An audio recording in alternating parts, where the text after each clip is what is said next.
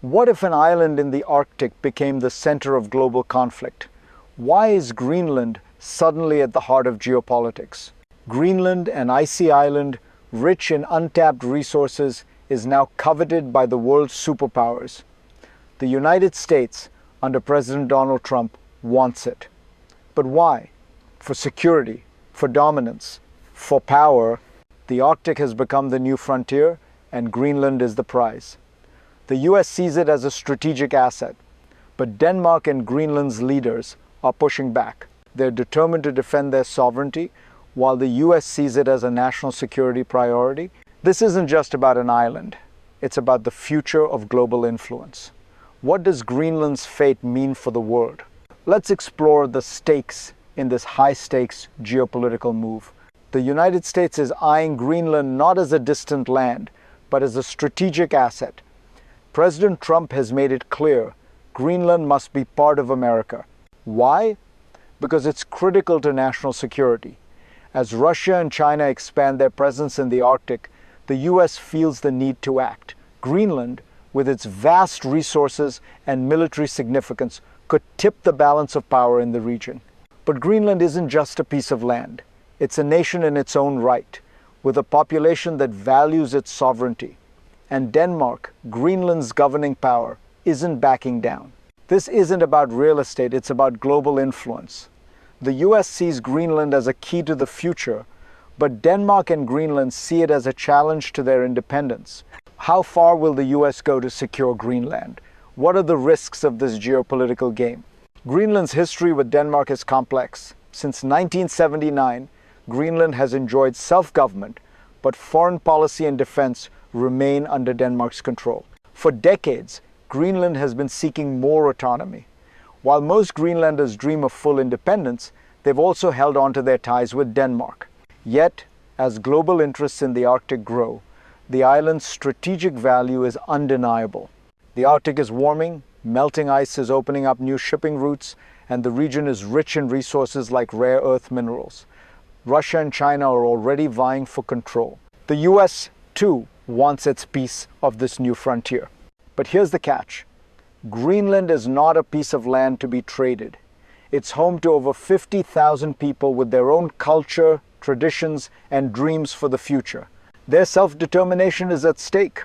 What happens when global powers clash over a small yet strategically vital island? Greenland's history is now at the center of this global contest. The moment the US President Donald Trump publicly floated the idea of buying Greenland, the world took notice. What started as a seemingly harmless proposal quickly spiraled into a diplomatic crisis. Denmark, a NATO ally, rejected the idea outright. Greenland's leaders were equally firm in their response, emphasizing that the island was not for sale. But the tension didn't end there. President Trump doubled down. He argued that Greenland's vast resources and its strategic position in the Arctic made it essential for US security. This wasn't just about land, it was about maintaining global influence and securing a foothold in the rapidly changing Arctic. In response, Denmark's Prime Minister Mette Frederiksen delivered a blunt warning. Any attempt to seize Greenland would threaten NATO's very existence. The US's bold ambitions were pushing allies to the brink. The first crisis was clear: an international confrontation over an island that had long been considered a remote, almost forgotten corner of the world. The stakes had just risen dramatically. Could diplomacy contain the fallout, or was this just the beginning? What's really driving the US's interest in Greenland? On the surface, it's about resources, rare earth minerals, untapped oil and gas. But there's more to it than just economics. Greenland is a geopolitical chess piece, and the Arctic is quickly becoming one of the world's most contested regions. As the ice melts, new shipping routes are opening up, and the region is rich in resources that could change the global balance of power. Russia and China are already expanding their presence in the Arctic. The US sees Greenland as a critical part of its strategy to maintain dominance in the region, particularly as global superpowers vie for control of the Arctic's wealth. But this isn't just about securing resources. It's about securing a strategic foothold in a rapidly changing world. The US doesn't just want Greenland, it wants to control the future of the Arctic. This is where the stakes are highest. If the US can solidify its presence in Greenland, it will control the key to the future of global trade routes and military influence in the north. What's at play is far more than an island, it's global dominance. As tensions reached a boiling point, the US was forced to scale back its aggressive rhetoric.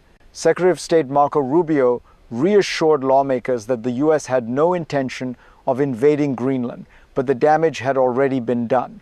The damage wasn't just political, it was a diplomatic earthquake. The US's NATO allies, including key European nations, quickly rallied behind Denmark, reaffirming that Greenland's future was for its people to decide. In response, 6 European countries issued a joint statement underscoring the importance of sovereignty and territorial integrity.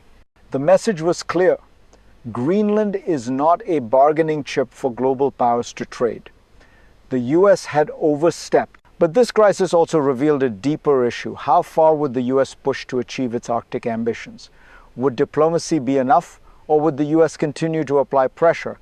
The second crisis was not just a diplomatic battle. It was a battle for the soul of international order.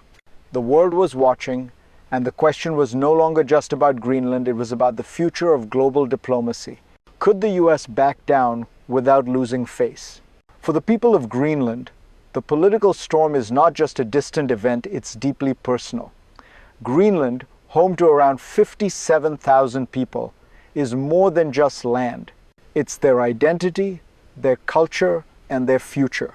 The thought of being caught in the middle of a global power struggle is terrifying. Morgan Angaju, a young Inuit from Ilulissat, expressed his fear.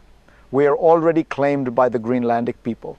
To him, Greenland's sovereignty is not a matter of international negotiations, it's a matter of human dignity. For Greenlanders, the idea of being claimed by another country, particularly the US, is both offensive and frightening. They see themselves as a people who deserve the right to decide their own fate. Greenland's Prime Minister, Jens Frederik Nielsen, called for respectful dialogue, insisting that any discussions must honor the principle of self-determination. The question remains, will Greenland's voice be heard, or will it be drowned out by the ambitions of global powers? This is not just a geopolitical issue. It's a fight for the future of a people and their right to control their own destiny. The dispute over Greenland's future isn't just a regional issue, it has global consequences. The Arctic, once viewed as a remote and irrelevant region, is rapidly becoming one of the most strategically important areas in the world. As climate change accelerates, new trade routes are emerging, and the region's resources are becoming increasingly valuable. Russia and China have already established their presence, pushing the US to act before they lose their footing in the Arctic. But it's not just about resources. It's about power. Who controls the Arctic, controls the future. The impact of this geopolitical clash reaches far beyond Greenland. The US's relationship with its NATO allies is at stake. European countries, especially those who rely on Arctic stability, are closely watching the unfolding situation. This isn't just a battle for Greenland, it's a test of global alliances. Can NATO hold together in the face of a US challenge, or will this division spark further tensions across the Atlantic? The world is watching, and the outcome of this conflict could reshape the future of international relations. As this geopolitical crisis unfolds, 3 possible futures emerge. Scenario 1, a diplomatic breakthrough. The US and Denmark come to an agreement, and Greenland's status remains unchanged, with enhanced autonomy for the island. The Arctic continues to be a region of cooperation, with global powers working together to manage its resources and security.